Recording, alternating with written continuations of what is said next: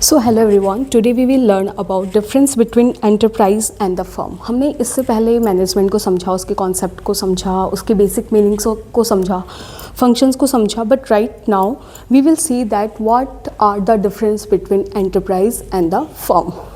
सो basically ये दोनों different concept हैं, ठीक है, लेकिन इनका एक कॉमन गोल होता है जिसका मतलब होता है economic development. So basically you can see here enterprise का मतलब क्या होता है कि a person who take initiative, organise resources and assume risk to start the business. मतलब एक जो पर्सन है वो क्या करेगा कि वो सोचेगा मैं रिस्क लेता हूँ और अपने रिसोर्सेज को ऑर्गेनाइज करता हूँ और उसके बेसिस पे क्या करूँगा, अपना बिजनेस स्टार्ट करूँगा।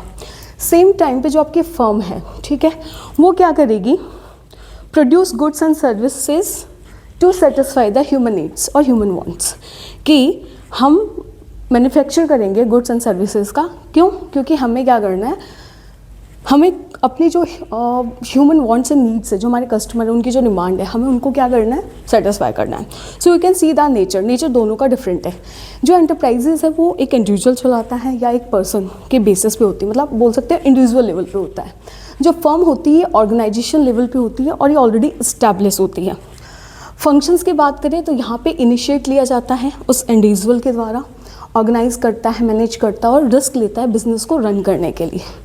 बट यदि मैं बात करूँ फर्म की, तो यहाँ पे गुड एंड सर्विसेज प्रोड्यूस की जाती हैं to satisfy the human needs and the wants.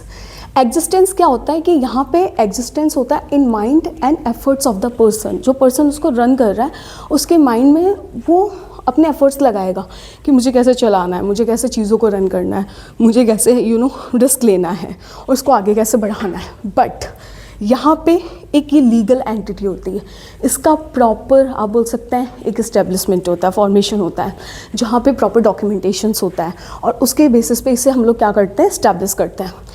Risk की बात करें तो यहाँ पे take risk and uncertainty in the business. यहाँ पे बिल्कुल रिस्क लिया जाता है, अच्छे लेवल पे रिस्क लिया जाता है, लेकिन यहाँ पे जो हम बोल सकते हैं फर्म के लेवल पे यहाँ पे रिस्क नहीं लेते, क्योंकि यहाँ पे जो रिस्क ले रहा है वो क्या होता है, it is the risk result of risk taken by the enterprises. यहाँ पे ऑलरेडी क्या हो रहा है कि जो रिस्क यहाँ पे लिया जा चुका है उसके बेसिस पे आगे काम होगा, ठीक है। So you can see that ये कम रिस्क टेकिंग है। रिवॉर्ड, यहाँ पे कोई भी जो सिंगल पर्सन रन कर रहा है उसको प्रॉफिट होगा, इंटरेस्ट उसे मिलेगा, वेजेस होंगे और अदर रिवॉर्ड्स भी मिल सकते हैं। बट यहाँ पे आप क्या करते हो, सिर्फ प्रॉफिट अर्न करते हैं ओनली। एग्जाम्पल की बात करूँ तो जैसे रतन टाटा हो गए, धीरू भाई अंबानी हो गए, एलॉन मस्क हो गए, इन्होंने अपना खुद का स्टार्ट किया। तो इन्होंने जो स्टार्ट किया, जैसे एलॉन मस्क ने अपना खुद का एंटरप्राइज स्टार्ट किया, तो उसका जो भी उन्हें प्रॉफिट हो रहा है, जो भी इंटरेस्ट हो रहा है, वो खुद डिसाइड करेगा कि मुझे आगे करना क्या है। बट यहाँ पे एक प्रॉपर एंटिटी बन जाती है, नंबर ऑफ द ग्रुप्स, मतलब इंडिविजुअल्स होते हैं या फिर आप बोल सकते हैं ग्रुप्स में लोग काम करते हैं, जैसे कि टाटा मोटर्स हो गई, रिलायंस इंडस्ट्रीज़ हो गई, ठीक है, और आपका इन्फोसिस हो गया, एप्पल हो गया, तो ठीक है। तो यहाँ पे ये बेसिक डिफरेंस क्या बताता है कि एंटरप्राइज इज़ द डूअर, मतलब यहाँ पे जो काम कर रहा है वो एंटरप्राइज होता है, वो सोचता है, वो रिस्क लेने की क्षमता रखता है। बट फर्म क्या होती है, आउटकम होती है इस एफर्ट का। मतलब यहाँ पे जिस बंदे ने रिस्क लिया है, इनिशिएट किया है, चीज़ों के लिए काम किया है, उसका जो फाइनल आउटपुट होगा वो यहाँ दिखेगा आपको। So I hope you understand this topic.